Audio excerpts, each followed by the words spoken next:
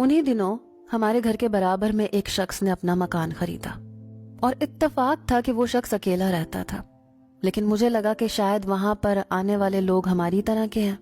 अभी भी शिराज बाहर से ताला लगा कर जाता था, इसलिए मुझे किसी भी चीज की जरूरत पड़ती तो मैं बड़ी मुश्किल में पड़ जाती थी। हालांकि बाहर सब्जी वाला होता था, लेकिन ताला लगने की वजह से सब्जी नहीं ले सकती थी।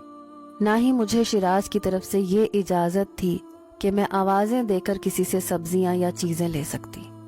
वो तो कहता था कि तुम्हें कोई ना देखे, ना तुम्हारी आवाज सुने।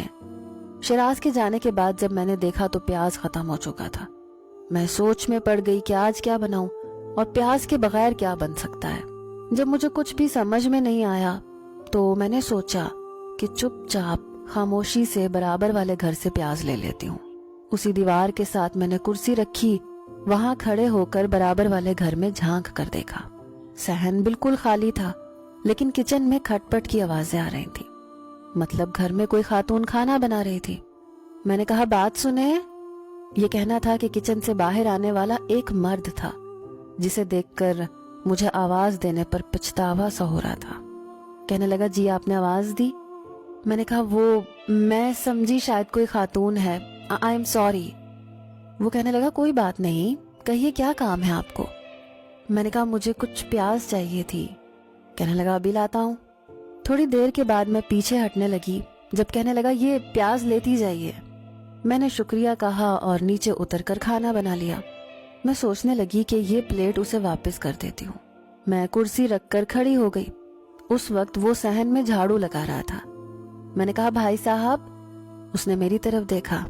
कहने लगा, मेरा नाम वजाहत है। मैंने प्लेट उसे पकड़ा दी और खुद नीचे उतर आई।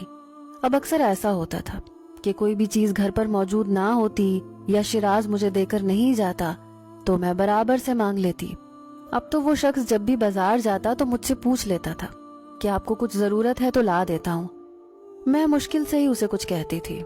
जैसे जैसे वक्त गुजरने लगा, शिराज के मिजाज में चिड़चिड़ापन आने लगा। बात बात पर वो मुझे शक की नजरों से देखता रहता। एक बार मुझे कहने लगा, तुम जानती हो बराबर में कौन आया है? उसकी बात सुनकर मेरा दिल जोर से धड़कने लगा। मैंने कहा, नहीं, मुझे क्या मालूम। कहने लगा, सिर्फ एक छड़ा छांट मर्द। फिर कहने लगा, तुम कोशिश करके सहन में मत जाया करो, इस कमरे में ही रहा करो। मैं उसकी किसी बात से इख्तलाफ नहीं करती थी, लेकिन मेरी जिंदगी कम से कम तरीन होने लगी थी। कभी ताजा हवा के लिए बाहर चली जाती तो शिराज कहता कि यहाँ क्यों खड़ी हो, तुम्हें नजर नहीं आ रहा सामने छत पर लड़के खड़े हैं? मैं कहती, शिराज मैं क्या करूं? क्या ताजा हवा पर मेरा कोई हक नहीं है? अगर कोई खड़ा है तो खड़ा रहने दो।